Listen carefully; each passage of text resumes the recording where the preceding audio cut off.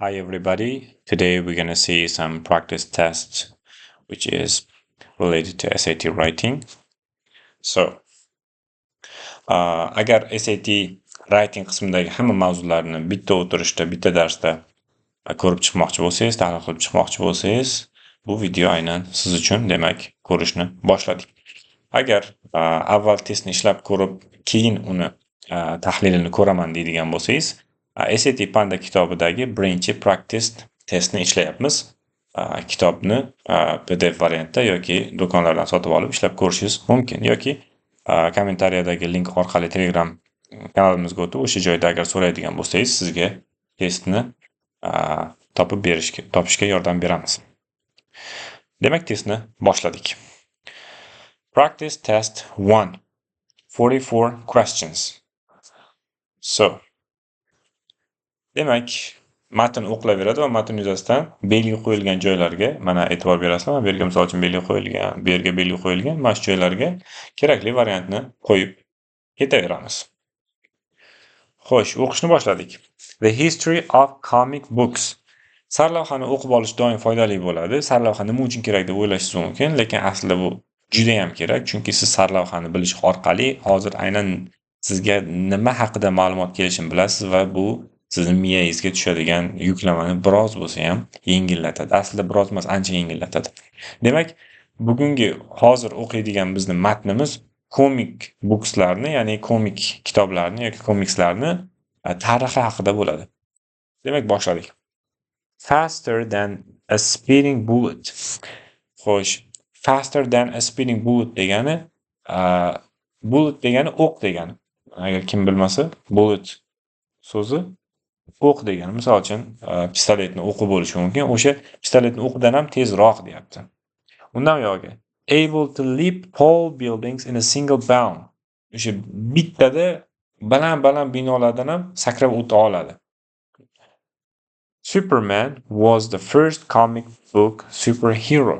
Demak, Superman birinchi o'sha comic booklarni superherosi, ya'ni super qahramoni bo'lgan deyapti. Ana endi variantlarni ko'radigan bo'lsak, hammasida bullet, bizda bullet, no change degan variantda, ya'ni o'z holicha to'g'ri degan variant, hammasi bullet. Demak, bizdan so'z tanlash talab qilinayotgani yo'q bu yerda. Bizdan bu yerda bulletdan keyin keladigan tinish belgisini tanlash talab qilinyapti. Ya'ni bulletdan keyin bu yerda ko'rsatilgandek no change variantiga ko'ra shunchaki semicolon bo'ladimi? Ya'ni bizning tilimizda nuqtali virgul bo'ladimi? Yoki shunchaki bulletni o'zi bo'ladimi? Yoki bulletdan keyin virgul keladimi? Ya'ni SATga ko'ra bu comma deb aytiladi ingliz tilida. Yoki bulletdan keyin tire, ya'ni dash keladimi? Xo'p, keyinlamasini tahlil ko'ramiz. Birinchi, no change birinchisi bo'lishi mumkin. No change. Xo'p, bitta qoida bor. Siz semicolon ishlatyapsizmi? Semicolonni bu yoqda ham mustaqil gap bo'lishi kerak, bu yoqda ham mustaqil gap bo'lishi kerak. Mana.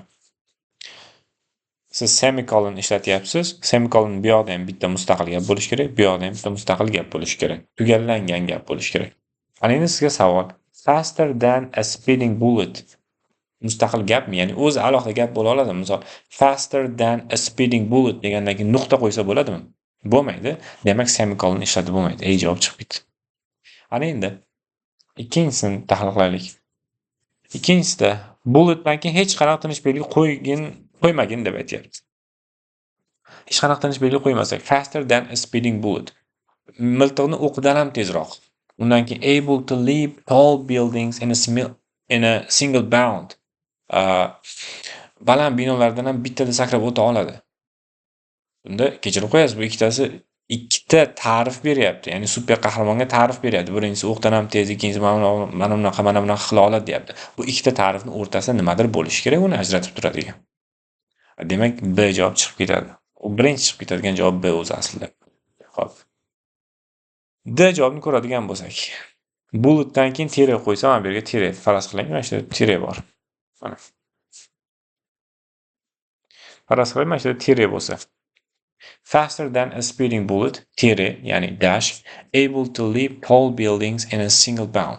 Tire qachon ishlatiladi? Tireni biz mana bu ikki nuqtani o'rnida ishlatishimiz mumkin. Bu yerda ikki nuqta qo'ysak tusharmidi? Tushmasdi. Nimadir sanalayotgani yo'q chunki. Yoki tereni qanaqadir sensatsiya bo'lsa, o'sha sensatsiya bo'ladigan holatni yozishdan oldin teri qo'yadingizlar. Bu holatda ishlatish mumkin. Bu yerda hech qanaqa sensatsiya bo'layotgani yo'q. Ma'no jihatdan bir xil tekst kelyapti. O'qdan ham tez, binolar ustidan ham sakray oladi. Hech qanaqa bu yerda sensatsiya bo'layotgani yo'q. Ya'ni matndagi ma'no keskin burilib ketayotgani yo'q. Demak, bu holatda D ham bo'lmaydi, faqat S qoladi. Demak, javob S bo'ladi. Bu yerda shunchaki ta'rif beryapti. Ya'ni faster than a speeding bullet, o'qdan ham tez, able to leap tall buildings in a single bound. Bir sakrash mana bunday qila oladi. Kim? Superman. Superman was the first comic book superhero. Demak, javob C bo'ladi. Ikkinchisiga o'tamiz. Sizlarga bitta maslahat, agar buni avval ishlab keyin ko'rmayman degan taqdirlaringizda ham videoni men tushuntirishimdan oldin shunday pauzaga qo'yib, o'zlaringiz o'ylab ko'rib, variantlaringiz B bo'lar ekan yo C bo'lar ekan deb turib, keyin playni bosib meni eshitsalaringiz yana ham sizlarga foydali bo'lishi mumkin.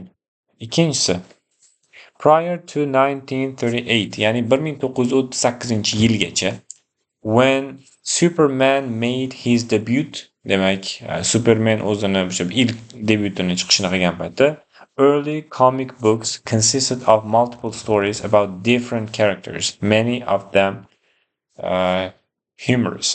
Demak, aytayaptiki, 1938-yilgacha Superman o'zini birinchi debyutini qilgungacha komik kitoblarda har xil xarakterlar bo'lgan, har xil personajlar bo'lganda, ya'ni ssenariyda har xil o'sha nimalar personajlar ishtirok etgan deyapti. With the arrival of the superhero archetype, birinchi o'sha super qahramon obrazini kirib kelishi bilan, publishers began devoting whole issues to single characters. Ana endi nashriyotchilar, ya'ni publisherlar o'zini butun e'tiborini single character, ya'ni bitta xarakterga qaratishni boshladi. Bu narsani biz hozirgi kinolarda ham ko'rishimiz mumkin. Ba'zi bir kinolarda hamma ishni bitta odam qiladi. Ya'ni bitta qanaqadir super qahramon bo'ladi, u hamma ishni qiladi. Ya'ni komikslar ham xuddi shunaqa yo'nalishda o'zgardi. Oldin har xil qahramonlar bo'lgan, nimadirlar qilgan, endi bitta qahramon bo'ladi, hamma ishni o'sha qoyillatadi. 1938-yildan buyoqda. Hop, 2. Readers, bu joylar chalmasmi, o'chirib tashlayman. Readers enjoyed the illustrations more than the dialogue. O'quvchilar rasmlardan ko'proq maza qildi, dialoglardan ham ko'ra deyapti. Xo'p, bu to'g'rimi, noto'g'rimi buni bilish uchun ikkidagi mana bu savolni o'qishimiz kerak. Nima deyapti savol? Which choice provides the most appropriate introduction to the rest of the passage? E'tibor bering. To the rest of the passage. Introduction. Quyidagilardan qaysi biri matnning qolgan qismi uchun eng yaxshi introduction bo'ladi? Xo'p, matnning qolgan qismiga nima eng yaxshi introduction bo'lishini bilish uchun matnning qolgan qismini o'qib ko'rishimiz kerak. Demak, keyin matnning qolgan qismini o'qiymiz.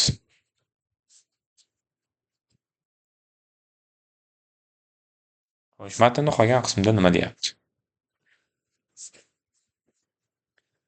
Over the next few years, Detective Comics, becoming DC Comics later on, introduced a slew of superheroes. Keyingi yillarda deyapti, detektiv komikslar, ya'ni detektiv janridagi komikslar, ya'ni ularni DC Comics deb keyinchalik nomlagan ekan, introduced a slew of superheroes. Bir nechta super qahramonlarni demak introduce qildi hatto. Kimlarni? Batman, Wonder Woman, Aquaman, Green Lantern boshlarni demak komikslar xalqqa taqdim qilibdi. All debuted during the early years of World War II. Hammasi o'sha ikkinchi jahon urushi paytlariga to'g'ri kelar ekan, bularning birinchi debyut qilingan paytlari. The need for cheap entertainment for soldiers combined with the wartime imaginations of American youth. Bu nima uchun kerak ekan desa, bu askarlarga arzon entertainment bo'lar ekan bu. Va amerikalik yoshlarga urush haqida qanaqadir imagination qilib berar ekan bu. Ya'ni qo'pol qilib aytganda propaganda. Demak, bu yog'ida har xil nimalar, har xil super qahramonlar keyinchalik kirib keldi. Batman kirib keldi, Wonder Woman kirib keldi, Aquaman kirib keldi, Green Lantern kirib keldi. va hokazo. U bunaqa vazifani bajardi Ikkinchi jahon urushida amerikalik yoshlarga shunaqa imagination shakllantirib berdi deyapti. Xo'p, ko'ramiz endi qaysi biri matnda yaxshi introduction qilib beradi mana shu gaplarga.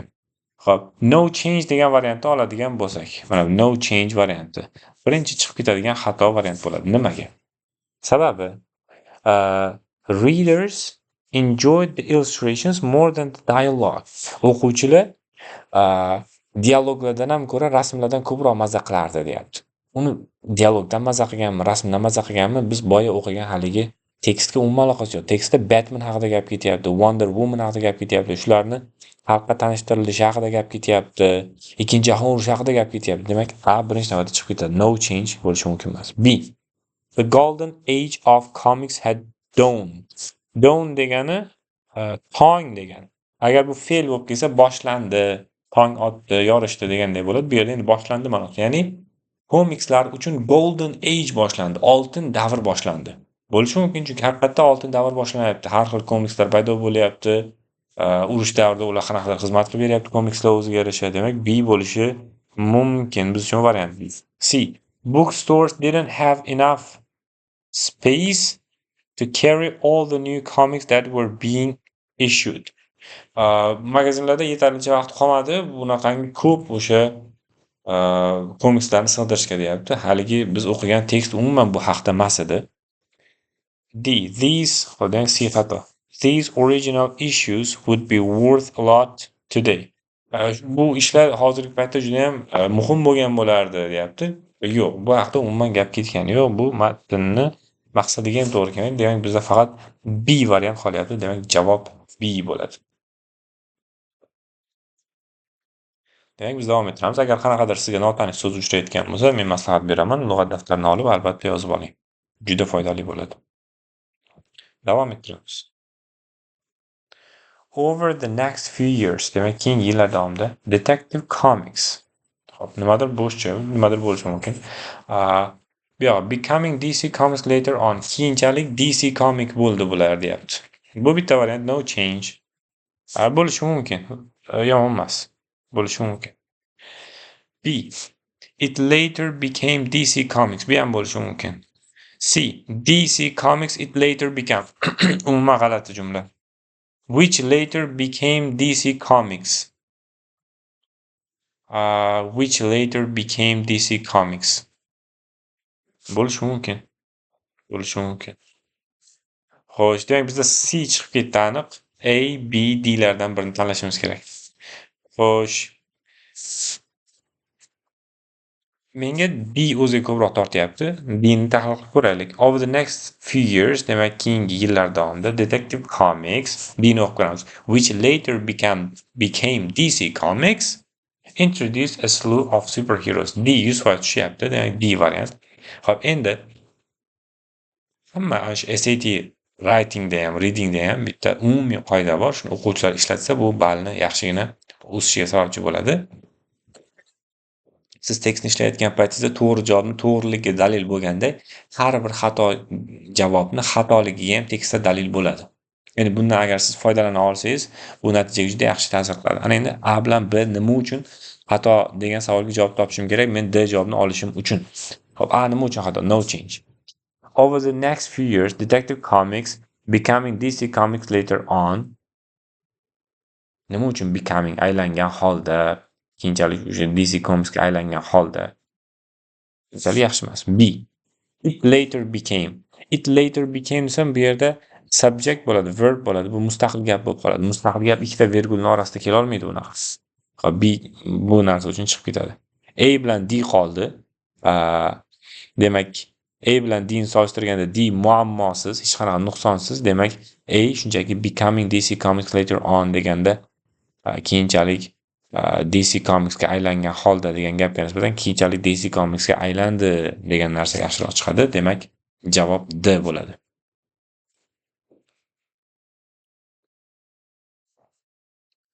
Davom ettiramiz.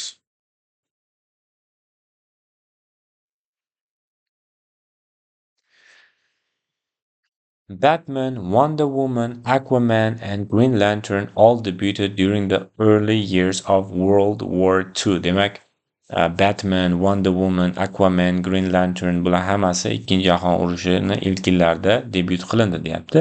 The need for cheap entertainment for soldiers combined with the wartime imaginations of American youth. Demak, askarlarga askarlarni o'sha cheap entertainmentga bo'lgan ehtiyoji combine bo'ldi. Nima bilan? Ya'ni wartime imaginations of American youth. O'sha amerikalik yoshlarni o'sha urush paytidagi o'sha nimalari bilan imaginationlari bilan qo'shilib nima bo'ldi? Fueled. To'ldirdi. Qanaqadir yonilg'i bo'ldi. Qanaqadir nima deymiz endi? Yonilg'i bo'ldi desam to'g'ri bo'lmaydi. O'sha to'ldirdi deylik, to'ldirdi. Fueled. To'r. An insatiable market for comic books. Xo'p, insatiable degani nima degani? Insatiable bo'lsa, buni ma'nosi qanaqadir ochko'z, qoniqmaydigan. Xo'p, to'g'ri kelyapti. Ya'ni market shunaqa ochko'z, qoniqmaydigan edi desak bo'ladimi? Tursinchi? Bo'lishi mumkin. A javob bo'lishi mumkin. B. A discontent market. Yo'q. Desirable market. Yo'q, desirable umuman tushmaydi. Uncontrollable. Demak, nazorat qilib bo'lmaydigan market. Xo'sh. Nazorat qilib bo'lmaydigan market desam bo'lishi mumkin. Bu ham tursin. Mana bu chiqib ketadi. Desirable tushmaydi, discontent tushmaydi. Yo A bo'ladi, yo D bo'ladi. Yo uncontrollable bo'ladi, yo mana shu insatiable degan narsa, ya'ni ochko'z bozor. Xo'p, ochko'z bozor bilan uncontrollable ma'lum bir ma'noda sinonim bo'ladi, lekin uncontrollable nazorat ma'nosi bor-da, ya'ni bozorni nazorat qilib bo'lmaydi deyish mumkinmi? Yo'q, lekin bozorni haligi ochko'z deyish mumkin. Nimaga? Ya'ni qancha bo'lsa ehtiyoj bor bozorda. Ya'ni bu ochko'z deyishdan maqsad talab juda yuqori degan ma'noda. Xo'p, demak, insatiable tushadi. Discontent, desirable tushmaydi, aniq tushmaydi. Uncontrollable tushishi mumkin edi, lekin unda nazorat ma'nosi bo'lganligi uchun ham chiqib ketadi. Davom ettiramiz. Ana endi.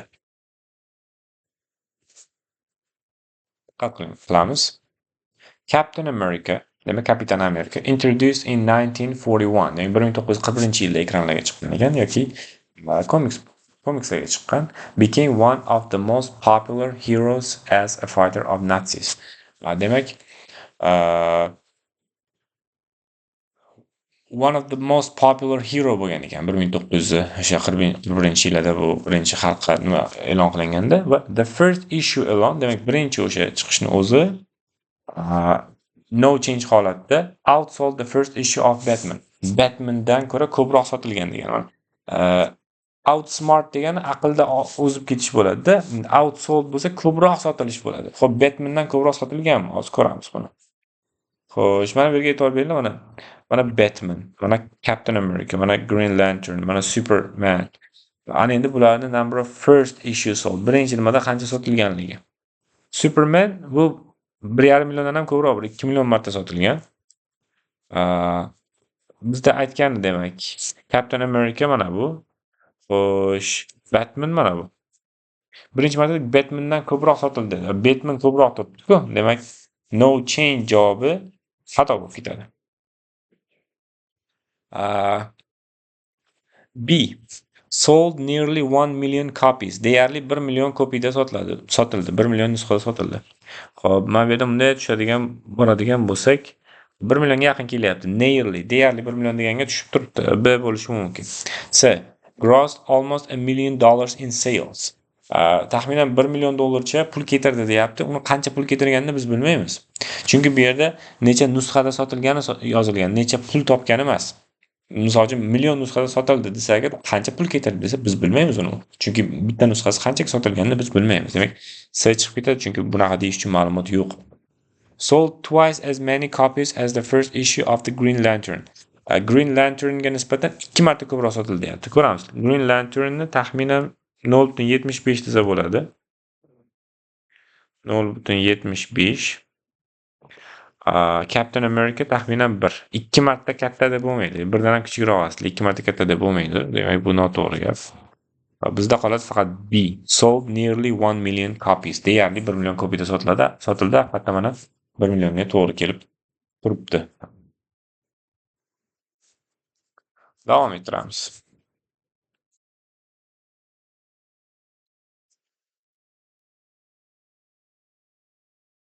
Demak, after the war, urushdan keyin demand for superhero comics began to decline. Urushdan keyin super qahramonlarga bo'lgan ehtiyoj decline qildi, ya'ni tushib ketibdi. And growing concerns about the corrupting influence of comic books nearly devastated the industry. Va qiziq tomoni aytyaptiki, bu komikslarni zarari, bularning o'sha zararli ta'siri haqidagi o'sha fikrlar bu industriyani deyarli devastate qilib tashabdi, ya'ni deyarli buzib tashabdi. Ya'ni qanaqasiga, ya'ni bu komikslar zarar, bular o'qish kerak emas degan fikrlar ko'payib ketibdi-da, bu narsa keyin komikslarning savdosiga jiddiy ta'sir ko'rsatibdi. The 1954 publication of Seduction of the Innocent. Seduction degani aslida bu yumshoq ma'noda ko'ndirish degani. Lekin bunda juda kuchli salbiylik bor seduction so'zida. Buni lug'atlardan ko'rib yana aniq ishonch hosil qilsalaringiz bo'ladi. Seduction juda salbiy ma'noda ko'ndirish degan nimasi bor. Misol shayton vasvasa qildi deydi-ku, o'sha vasvasaga o'xshagan narsa bo'ladi seduction. Lekin bu odam tomonidan ishlatiladi. Demak, seduction of the innocent. Innocent degani demak gunohsiz degani. O'sha ya'ni yosh bolalarni seduction qilish degan ma'noda ishlatayotgan bo'lishi mumkin buni. Psychiatrist Frederick Wertham, demak Frederick Wertham degan odamni o'sha asari led to Senate hearings investigating the nimadir. Demak, mana shu narsa sabab bo'lib, hattoki Senat ham bu tadqiqotlarni eshitibdi. Ya'ni nima haqidagi tadqiqotlar desa, effects of comics to juvenile delinquency. Juvenile degani yoshlarga oid degani, delinquency degani o'sha notabiiy deymizmi, noqonuniy deymizmi, xullas noo'rin xatti-harakatlarni delinquency deydi. Juvenile delinquency bo'lsa o'sha yoshlarga taalluqli noo'rin xatti-harakatlar. Ya'ni komikslarni effekti bor, ya'ni ta'siri bor deyapti. Xo'p, shu yerda bitta narsa. Bu yerda effect of comics desam, effect nima bo'lishi kerak? Ot bo'lishi kerakmi? Lekin e'tibor beringlar. Effect agar i bilan yozilsa, effect bo'lsa, bu narsa noun bo'ladi. Agar bu affect deb a bilan yozilsa, bu narsa verb. Demak, bizdagi mana bu effect degan javoblar birinchi chiqib ketadi, chunki bu effect verb, bizga verb emas, noun kerak bu joyda. Chunki noun of something bo'ladi, verb of something bo'lmaydi-ku. Demak, javob yo B bo'ladi, yo A bo'ladi. Ana endi no change holatda effect of comics to juvenile, B javob effect of comics on juvenile. Demak, o'zi effect on something bo'ladimi yoki effect to something bo'ladi. Bu idioma mavzuga taalluqli va bu mavzuga ko'ra effect on something bo'ladi. Misol, the effect of comics on juvenile delinquency bo'ladi. Demak, javob B. Bu qanaqadir grammatik qoida emas, bu tabiiy holatda tilning o'zida effect bilan on ishlatiladi. Effect on something deb ishlatiladi. Demak, shu holatga ko'ra B javob to'g'ri bo'ladi. A javob chiqib ketadi. Va e'tibor beringlar, effect so'zini fe'l ko'rinishi a bilan yoziladi, ot ko'rinishi i bilan yoziladi. Shuni farqiga borishni o'zi ham siz uchun C bilan D variantlarini chiqarib yuboryapti. Davom ettiramiz. In response, bunga javob sifatida publishers develop a comics code to self-regulate the content of comics. Shu yerga tushunib olaylik. Bunga javob o'laroq publishers, ya'ni o'sha nashriyotchilar, nashriyotdagi ishlaydiganlar develop qildi nimani? Comics code, ya'ni komikslarga taalluqli qonun chiqardilar o'ziga o'zi. Sodda tilda aytganda, u nima qilar ekan, u qonun self-regulate the content of comics. O'sha komikslar kontentini regulate qilar ekan, ya'ni o'sha boshqarib turar ekan yo nazorat qilib turar ekan. Ya'ni nima uchun har xil noo'rin narsalar chiqib ketmasin degan ma'noda o'sha qonun buni nazorat qilib turar ekan. Effectively exiling comic artists and writers. Exile degani badarg'a qilish degani. Xo'p, ya'ni effektiv ravishda komik artistlarni yo komiks yozadiganlarni badarg'a qilish shu yerda to'g'ri keladimi? Nimaga badarg'a qiladi? Demak, birinchi navbatda chiqib ketadi o'sha no change chiqib ketadi. Bu yerda badarg'a qilish umuman kontekstga tushmaydi. Banning taqiqlab qo'yish. Nimaga taqiqlab qo'yadi? U jinoyatchi emas-ku ular. Mobil e'tibor bering, regulate deyapti. Misol uchun nazorat qilish degani taqiqlash degani emas-ku. Nazorat qilish degani qanaqadir qonun qoidalar, chegaralar o'rnatish bo'ladi. Demak, banning bu o'ta ekstremal gap. Bu chiqib ketadi. Propagandizing.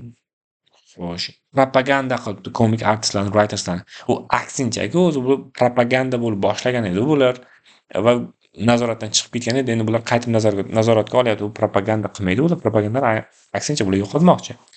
ABC chiqib ketdi, o'z-o'zidan iloji yo'q. D bo'ladi. Endi censoring nima degani? Censoring degani bu bizning tildagi senzura degani. Senzura. Ya'ni komik artistlar va komiks yozadigan yozuvchilar senzuraga uchrabdi. Senzuraga uchradi degani bir narsani yozadi, u yozgan narsasini qayerga qabul qilinadi, qayerga qabul qilinmaydi. Bu narsani haligi qonunlar hal qiladi. Ya'ni shu narsani senzura deb aytadi. Ya'ni bular senzuraga uchrabdi. Bir narsani yozib olib borsa writers. U senzuraga uchrar ekanda, masalan, bu yoq bo'ladi, bu yoq bo'lmaydi derkan. Yo komik artistlarga nisbatan shunday senzura bor ekan, ular xohlagan nimasini qila olmas ekan, misol xohlagancha chiza olmas ekan. Shunaqa senzura o'rnatilibdi. Bu matnga to'g'ri keladi. Ya'ni senzura bilan ular self regulate qilyapti, ya'ni nazorat qilyapti. Demak, javob bizda bo'ladi D. Davom ettiramiz. The 1960s, demak 1960-yillar.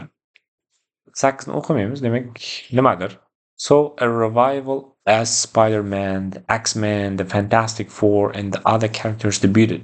1960-yillarga kelib, yana revival bo'ldi. Revive degan jonlanish degani. Yana qayta jonlanish bo'ldi. Qanaqa jonlanish? Yangi super qahramonlar chiqdi. Spider-Man chiqdi, O'rgimchak odam chiqdi, X-Men chiqdi, Fantastic to'rtlik chiqdi va yana boshqa xarakterlar ham o'zining debyutini qildi, ya'ni chiqdi. Hop, similarly, o'xshash ravishda desa agar, nimaga o'xshash ravishda? Oldingi qahramonlarga o'xshash ravishdami? Hop, bo'lishi mumkin variant. Similarly, bo'lishi mumkin. To'g'rimi? Bo'lishi mumkin. Xato ham demayman, bo'lishi mumkin. B, therefore, shuning uchun, nimaning uchun bu yerda hech qanaqa shuning uchun deydigan holat bo'lmadi. However, lekin bo'lishi mumkin. Sababi yuqorida bular senzuraga uchradi dedi. Senzura u yoq davomida senzuraga uchragan bo'lsa ham, however, Spider-Manlar, Fantastic Four, X-Menlar chiqdi keyin degan bo'lishi mumkin. C bo'lishi mumkin. For instance, misol uchun nimaga misol keltiradi? Chiqib ketdi. Demak, yo A bo'ladi, yo C bo'ladi. Xo'sh, endi the 1960s similarly saw a revival as Spider-Man, the X-Men, the Fantastic Four and other characters debuted. 1960-yili similarly shunaqa revival bo'ldi. Ya'ni similarly ravishda bo'ldi desak tushganday bo'lyapti. However desak yaxshiroq tushadi. Chunki matnda ular senzuraga uchradi, misol uchun endi xohlagan narsasini yoza olmaydi, xohlagan narsasini chiza olmaydi degan narsa bo'lib turibdi. Undan keyin however shunday bo'lsa ham, ya'ni Spider-Manlar, X-Menlar chiqdi desa, ko'proq tushadi matnga, C bo'ladi. Davom ettiramiz. Davomini ham mayli o'qib qo'yaylik. Kim uchundir tarjimasi to'g'ri bo'lsa. These new heroes were more obviously flawed. Flaw degani nuqson degani. Ya'ni bu yangi qahramonlarda qanaqadir nuqsonlar bor. Ya'ni oldingidek benuqson odam emas. Hamma narsani qilib ketaveradigan. Misol Supermanning agar men misol uchun bitta multfilmini ko'rganimni eslayman. Supermanda atom bombasini kosmosga olib chiqib ketib, o'sha yerda portlatib qaytib keladi. Bu dahshatli darajada. Bu odam bunaqa bo'lmaydi-ku. Ya'ni O'rgimchak odamga qarasa to'g'ri qobiliyati bor, lekin bu darajada emas. X-Menlarga qarasa ham qobiliyati bor, lekin bu darajada emas. Fantastik to'rtlik ham shunga o'xshaydi. Nimadir qobiliyati bor, lekin baribir odam. Demak, these new heroes were more obviously flawed. Demak, bularda qanaqadir nuqsonlar bor. And more human. Va odamga ko'proq o'xshaydi than most previous heroes, oldingi qahramonlarga nisbatan. The character of Wolverine became the prototype for the anti-heroes popularized in the 1980s and 1990s as comics grew darker and more violent. Uh, Wolverine deyapti, o'sha birinchi xarakterlardan bo'ldi. Ya'ni bu qanaqa prototip bo'ldi, ya'ni o'shani boshlang'ich tushuncha bo'ldi. Nima uchun? Anti-hero uchun, ya'ni qanaqadir anti qahramon. U 1980-1990-yillarda rivojlandi. U paytga kelib komiksda darker bo'ldi, ya'ni dark bo'ldi, violent bo'ldi. Gritty comics became the norm. Gritty degani aslida buni bitta ma'nosi mayda-chuyda, bitta ma'nosi qanaqadir yaramaydigan, ya'ni yaroqsiz degan ma'noda keladi. Shunaqa yaramaydigan komikslar ham normal holatga kelib qoldi. Became norm, ya'ni norma hisoblanishni boshladi. And by 2011 all publishers had ceased to operate under the code. Cease degani, mana cease degani bu to'xtatish, stop degani, stop. Ya'ni 2011-yilgacha kelib уже hamma publisherlar, ya'ni hamma nashriyotlar to'xtatib bo'libdi. Nimani to'xtatibdi? Operate under the code. Hali boya qabul qilingan qonun bor edi-ku, xohlagan narsangni chiza olmaysan, xohlagan narsangni yoza olmaysan degan qonunga amal qilishni bular to'xtatib qo'yibdi. Ya'ni sekin 2011-yilgacha kelib уже umuman u qonunlarga yana amal qilinish to'xtab qolibdi. Cease degan to'xtatish degani bu. Mana cease fire degan so'zni ko'rgan bo'lsangiz kerak oxirgi paytlarda. Cease fire degani o't ochishni to'xtatish degani. Cease fire. Tarjimasi shu. Yana davom ettiramiz. In the world of comics, the issue of creators' rights has been nimadir? Demak, komikslar dunyosida, demak, creatorni huquqlari deganda bu yerda mualliflik huquqi haqida gap ketyapti. Mualliflik huquqi nimadir bo'lgan. Hop, no change, aniq o'xshaydi. Constant sources of conflicts. Ajoyib chiqib ketar ekan. Nimaga desa, sources deyapti. Bu ko'plik sources. Ko'plik. Ha, bu yoqda has been deyapti. Chiqib ketadi.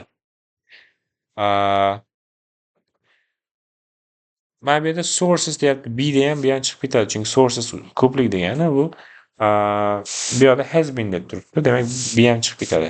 Javob C bo'ladi yoki D bo'ladi. C. A conflict of constant source bo'ladimi yoki a constant source of conflict bo'ladi? Ya'ni konfliktni manbasi bo'ladimi yoki manbani konflikti bo'ladi? Konfliktni manbasi bo'ladi. Ya'ni a constant source of conflict demak D bo'ladi. Bu oson ekan. Davom ettiramiz.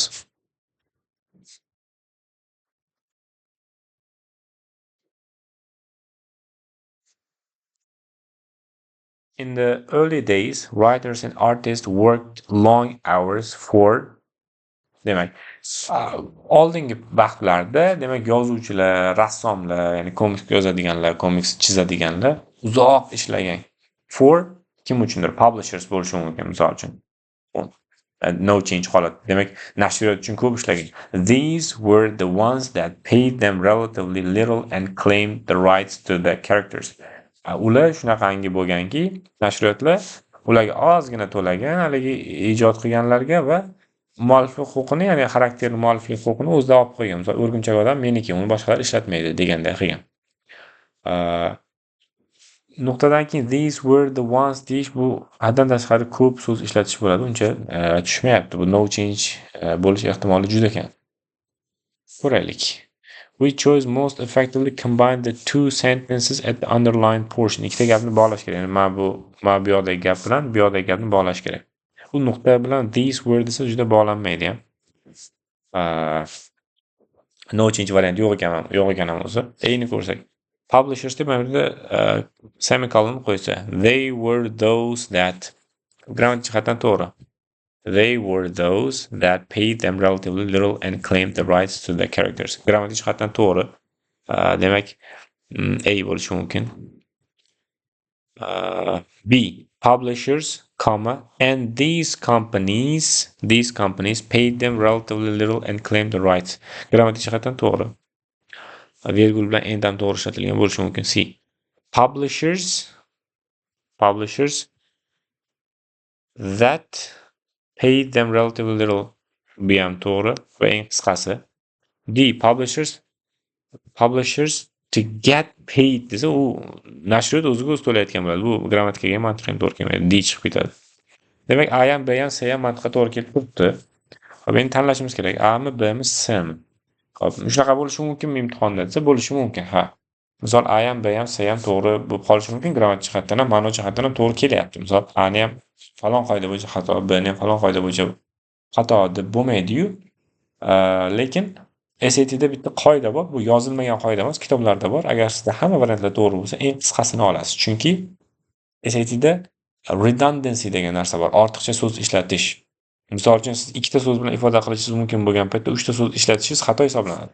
Demak, biz uchalasi ham to'g'ri bo'lgan holda C ni to'g'ri javob deb olamiz. Chunki C eng qisqasi. Misol uchun bitta publishers that deb ketish mumkin bo'lgan paytda nima uchun? Publishers, they were those that yoki publishers and these companies deyishimiz kerak. Demak, bizda javob C bo'ladi, chunki u eng qisqasi. Va bu qoidani men o'ylab topganim yo'q. Eng qisqasi to'g'ri javob bo'lishini, ya'ni hamma javoblar to'g'ri bo'laversa, eng qisqasi olinadi. Bu redundancy mavzusini o'qib chiqsa, o'quvchilar yana ancha ishonchi komil bo'ladi. Keyingi gap. With the recent popularity of films centered on classic comic characters. Hozirgi deyapti, o'sha ba'zi filmlarni popularityga erishishi, ya'ni mashhur bo'lib ketishi. Qanaqa filmlar? Centered on classic comic characters, ya'ni klassik komik qahramonlarni asosiga qurilgan. Misol uchun, O'rgimchak odam haqida film olinyapti. O'rgimchak odam qayerdan kelgan? Komikslardan kelgan. Misol uchun. O'rgimchak odamning kinosi pul topsa, u komiksni birinchi bo'lib chizgan odam pul olish kerakmi degan masala bu yerda chiqyapti. A number of lawsuits over copyrights. Demak, ba'zi bir o'sha qonuniy masalalar, ya'ni copyrightni ustidan, ya'ni mualliflik huquqi masalasida have been waged by the children of these creators to secure the royalties their parents never enjoyed. Ya'ni bunda aytayaptiki, o'sha komikslarni chizgan yoki yozgan odamlarni bolalari da'vo qilib chiqibdiki, bu narsadan bizga ham pul to'lanishi kerak, royalty to'lanishi kerak debdi. Ularning ota-onalari umuman bunaqa pullarni olmagan deyapti. Xo'p, have been waged to'g'ri kelyapti. Xo'p, A bo'lishi mumkin. No change bo'lishi mumkin. Has bo'lmaydi. Sababi copyrights deyapti. Copyrights emas, lawsuits ekan. Nega? Lawsuits degani bu bittadan ko'proq. Has bo'lmaydi, was bo'lmaydi. Xo'p, yo D bo'lishi mumkin, yo A. Has waged the children desa agar bu aktivga tushib qoladi. Bu yerga aktiv emas, passiv kerak. Demak, javob A bo'ladi. Has been changed. Ya'ni have been waged. Davom ettiramiz.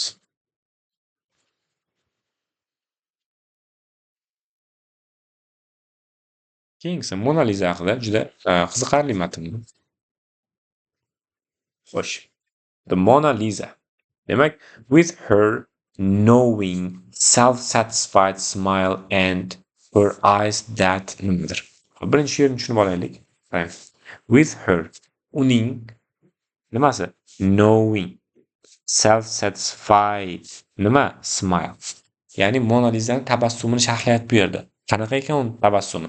Self-satisfied, ya'ni qanaqadir o'zidan qoniqqan odamning tabassumi va knowing, hamma narsani bilib turganday xuddi. Knowing. Demak, shunaqa tabassumi bilan and va her eyes, ko'zlari, qanaqa ko'zlari? That followed viewers around the room. Ya'ni siz xonim qaysi tomonda bo'lsa ham, bo'lsangiz ham Mona Lisaning ko'zlari sizga qarab turganday bo'lar ekanda. Followed desa, u qarab turgan bo'ladi. U o'tgan zamonda qaramagan-ku. Rasm hozir ham muzeyda turibdi.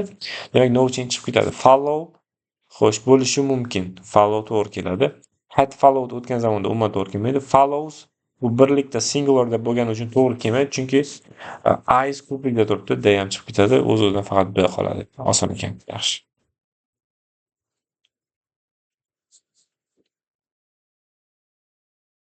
Xo'sh, davom etamiz.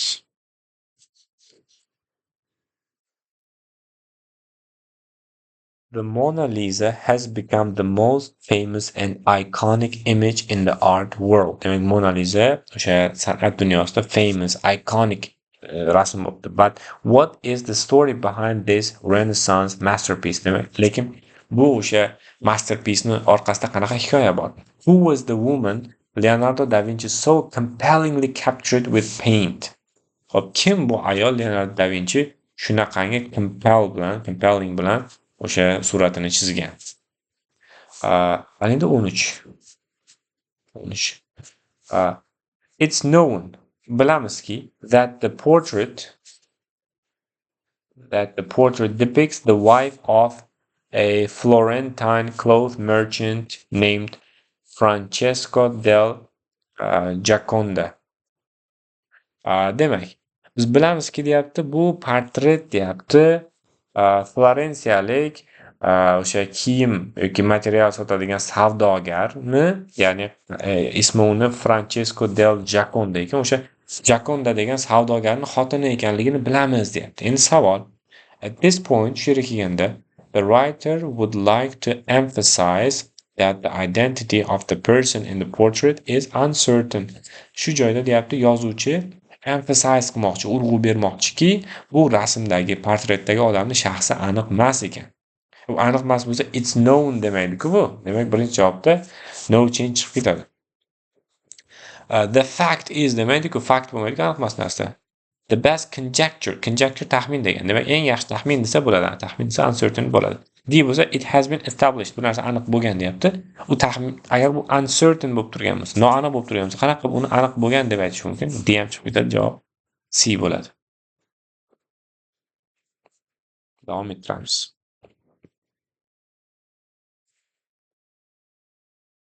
At the Louvre in Paris, where the painting has hung since 1797, the title is given as Portrait of Lisa Gerardini, wife of Francesco del Giacondo. Demak, 1797-yildan beri Louvre muzeyida Parijda osilgandan beri uni tepasiga shunaqa title yozilgan ekan. Lisa Gerardinining portreti qaysiki Francesco del Giacondaning xotini deb shunaqa yozib qo'yishgan ekan. Ya'ni hali shaxsi noma'lum bo'lsa ham shunaqa yozib qo'yishgan ekan. Leonardo most likely completed the portrait sometime between 1503 and 1506 when he lived in Florence. Leonardo deyapti, taxminan 1503-yildan 1506-yilgacha bo'lgan vaqt oralida Florensiyada yashaganida buni tugatgan deyapti. Endi 14. Mana bu yer bo'sh joy bor. Nima deyapti? At this point, the writer is considering adding the following sentence.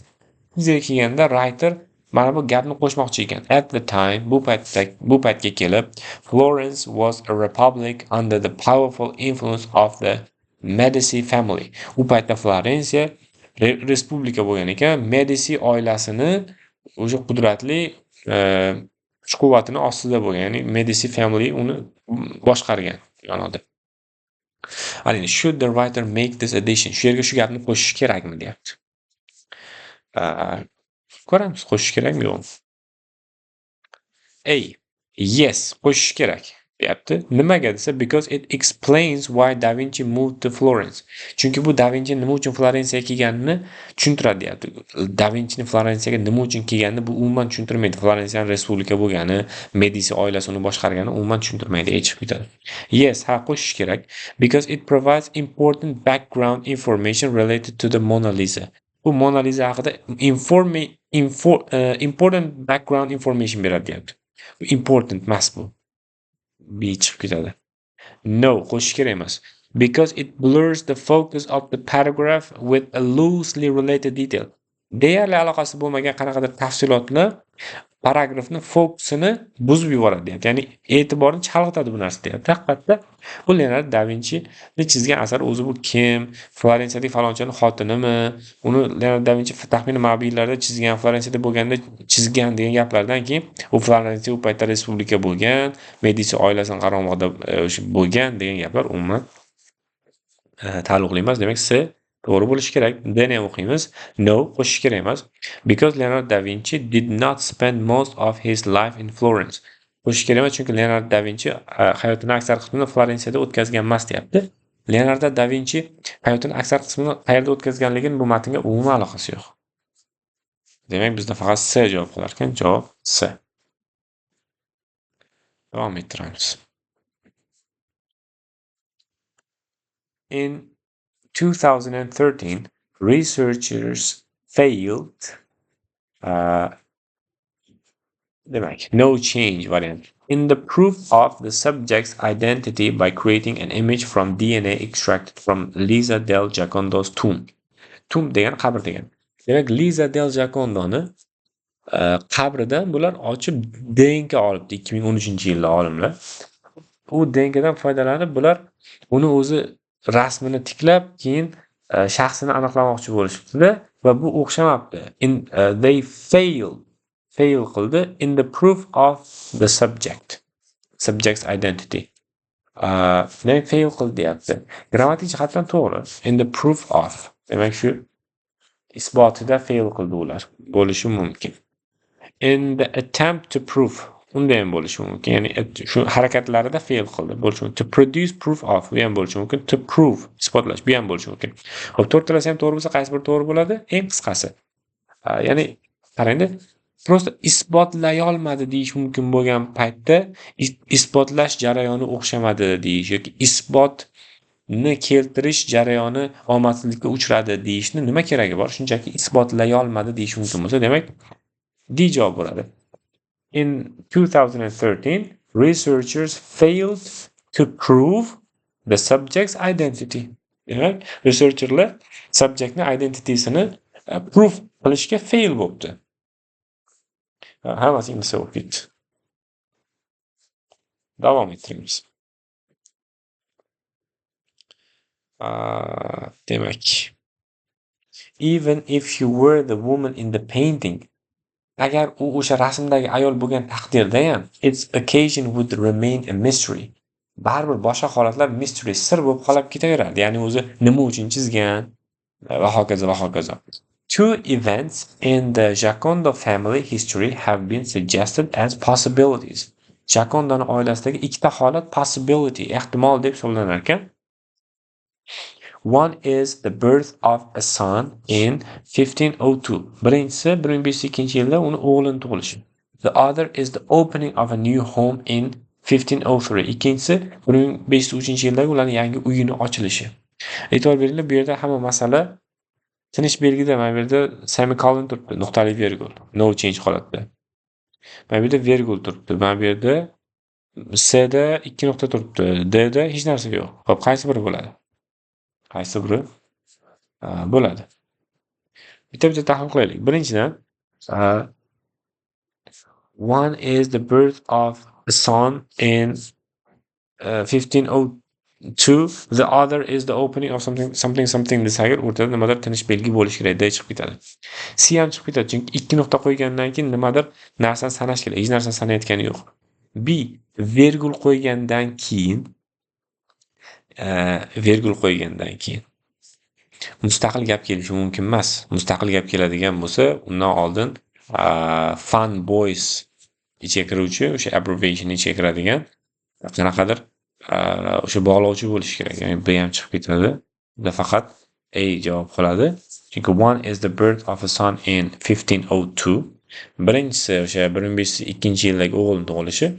The other is the opening of a new home in 1503.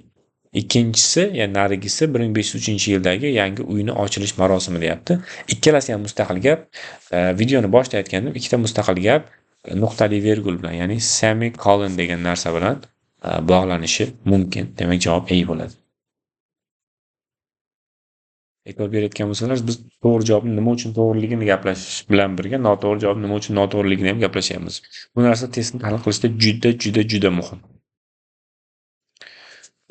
Gap davomini ham o'qib qo'yaylik. But, lekin, if Francesco del Giacondo had commissioned the painting, why did Leonardo never give it to him? Lekin deyapti, agar Francesco del Giacondo, ya'ni o'sha xotinning eri Leonardo da Vinciga shu buyurtma bergan bo'lsa rasm chizishni, nimaga Leonardo o'sha rasmni egasiga bermadi deyapti. The artist apparently kept it. Bizga ko'ra deyapti, rassom uni saqlab qo'ygan, and it later became part of the French royal collection. Va keyinchalik bu Fransuz qirollik oilasining kolleksiyasining bir qismiga aylangan deyapti. Xo'sh. Davom ettiramiz. Other theories of the woman's identity have included both Leonardo's mother and the artist himself. He was disguised as a woman. Xo'sh, yana bir teoriya bor deyapti. U deyapti, Leonardo da Vinchini onasini shaxsiyati bilan Leonardoni o'zini shaxsiyatini aralashtirib yuboradi. Bunda Leonardo ayol kishi sifatida o'zini niqoblaydi deyapti. Ya'ni o'zini ayol kishi qilib chizadi Leonardo da Vinchi deyapti. Bu ikkinchi taxmin ekan. Ana endi bizga xo'p, no change ni ko'raylik. No change javobi. Birinchisi A bo'lishi mumkinmi?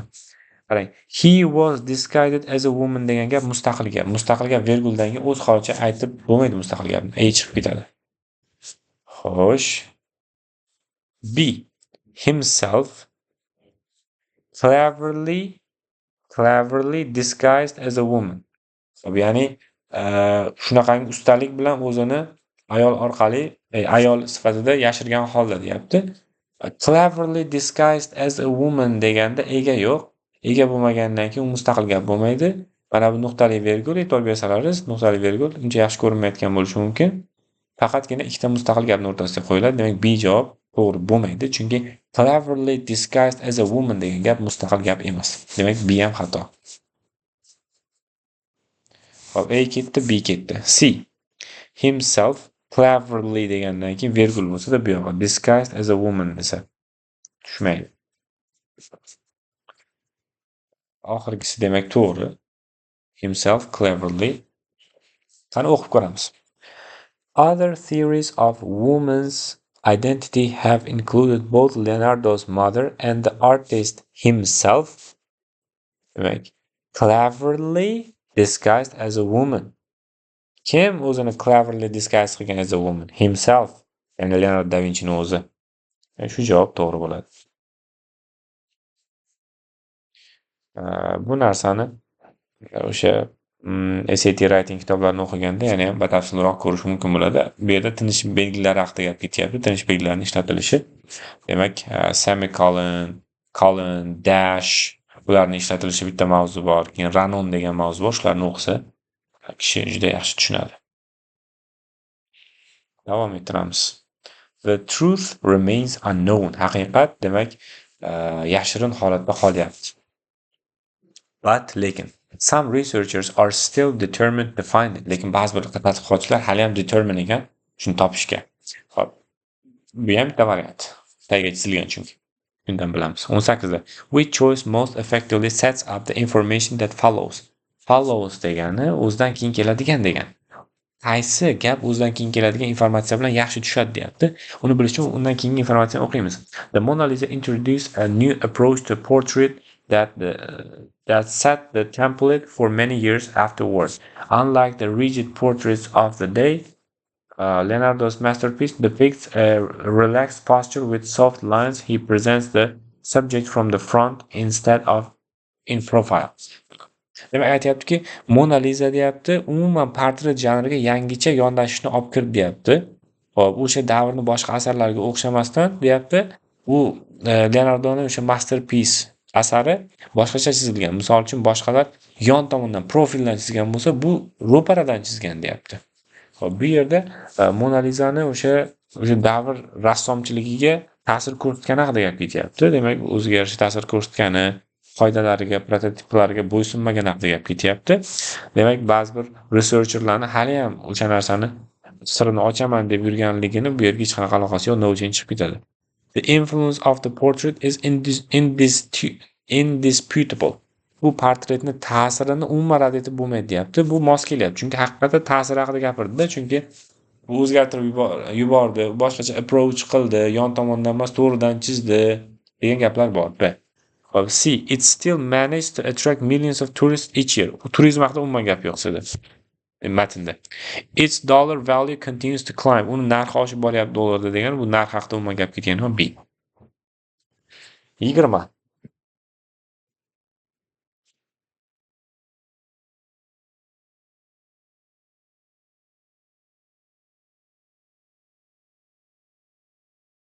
Hali 19 ham bor ekan.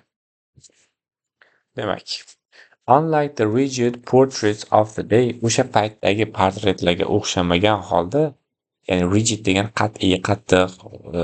Yana eski o'sha uning o'rta asr rasmlarini ko'rsalar, tushunasizlar, juda ham keskin bo'lgan yuz ifodalari, boshqalar. Leonardo's masterpiece depicts a relaxed posture with soft lines. Leonardoning masterpiece'da relaxed posture bo'lar ekan. Ya'ni unaqa yuzlari boshqalari unaqa yaqqol ko'rinib turmas ekan. Mona Lisani qarasangiz yaqqol bir narsani ko'rmaysiz-ku. Juda nozik. Shuni aytyapti. Ana endi tagiga chizilgan qismni ko'raylik. Mana bu yoq qism. Leonardo's masterpiece depicts. No change. Demak, Leonardoni o'sha masterpiece depicts qiladi. To'g'ri kelyapti. A bo'lishi mumkin. B. Leonardo depicts. Leonardo depict qiladi. Ya'ni Leonardo o'zida aks ettiradi. Yo'q, Leonardo emas, uni asari aks ettiradi. Which depicts desak, which nimaligini aytgan bo'lmay qolamiz. Chunki which nimaligi bu yoq qismda yo'q. Sech ketadi. Having depicted. O'zida aks ettirgan holda desa, uning uchun nima o'zida aks ettirgan holdaligini aytgan bo'lish kerak. U aytilmagan. Demak, faqat bizda A qolyapti. 19A.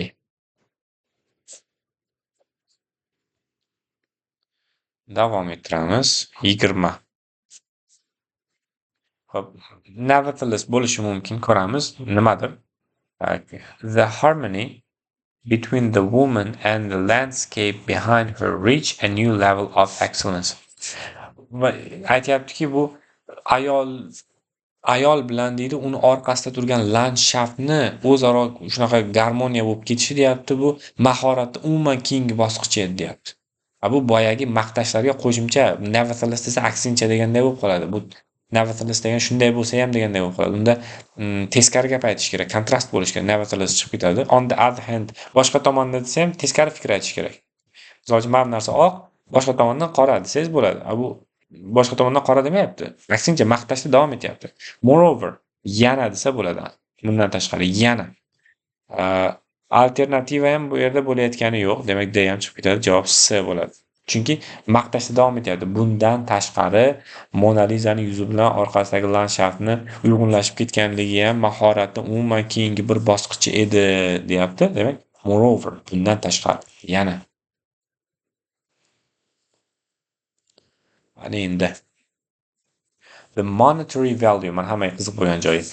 Money pul degani, monetary pulga oid degani. Misol uchun monetar siyosat degani, pul siyosat degani. The monetary value of the painting, ya'ni puldagi qiymati estimated in 2015 to be nearly $800 million. Cannot do justice to its intrinsic worth. Ya'ni 2015-yilda qo'yilgan $800 million deb baholangan o'sha puldagi qiymati ham asarni deyapti, haqiqiy uni ichki qiymatini ifodalab bera olmaydi deyapti. Bu yerda tinish belgilar masalasi. Mana e'tibor bering, hammasi million. Lekin tinish belgilari har xil. Xo'sh, qaysi variant to'g'ri bo'lishi mumkin? No change ni ko'raylik. No change holatda olsak, the monetary value of the painting. Va bu yerda virgul bor. Qaranglar. Gapni bunday o'qish kerak. The monetary value of the painting cannot do justice to its intrinsic worth desa gap to'g'ri o'qiladi. O'rtadagi mana bu qism bo'lsa, mana bu yoqdagi qismlar.